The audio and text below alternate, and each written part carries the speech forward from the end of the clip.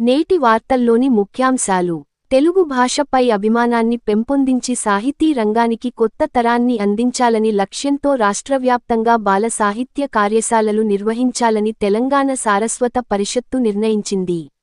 ఉగ్రవాదంపై ద్వంద్వ ప్రమాణాలు లేవు, రాజీపడకుండా పోరాడుతాం, వ్యూహాత్మక రంగాల్లో మలేషియాతో బంధాలు, ఇండో-పసిఫిక్ శాంతి సుస్థిరతకు కట్టుబడి ఉన్నాం.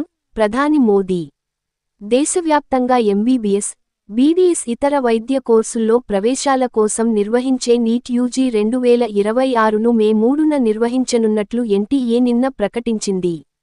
వైద్య కళాశాలలను వేధిస్తున్న అధ్యాపకుల కొరత, 27 విభాగాల్లో ఒక్క బోధకుడు లేని వైనం, జూనియర్ డాక్టర్ల నివేదికలో వెల్లడి.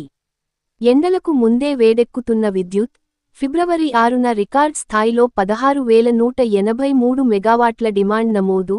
ఇంధన ఎక్స్చేంజిలో రోజుకు 4 కోట్ల యూనిట్ల కొనుగోలు. బంగ్లాదేశ్ ఎన్నికలు ఒక నాటకం, అవి ప్రజాస్వామ్య బద్దంగా జరగడం లేదు, అధికారంలోకి ఎవరొచ్చినా సంక్షోభం తప్పదు. ప్రత్యేక ఇంటర్వ్యూలో మాజీ ప్రధాని షేక్ హసీనా. క్రీడా వార్తలు. టీ20 ప్రపంచ కప్లో గ్రూప్ సి పోరులో ఇంగ్లాండ్ 4 పరుగుల తేడాలతో నేపాల్పై విజయం సాధించింది. నేటి సూక్తి. నిజమైన ఆభరణం చిరునవ్వు. ఆరోగ్య చిట్కా. టీకి బదులు గ్రీన్ టీ తాగాలి. నిన్నటి జీకే ప్రశ్న. యూపీఎస్సీ చైర్మన్ ఎవరు? జవాబు డా. అజయ్ కుమార్. నేటి జీకే ప్రశ్న. పబ్లిక్ అకౌంట్స్ కమిటీ చైర్మన్ ఎవరు? నేటి జీకే ప్రశ్న మరోసారి. పబ్లిక్ అకౌంట్స్ కమిటీ చైర్మన్ ఎవరు?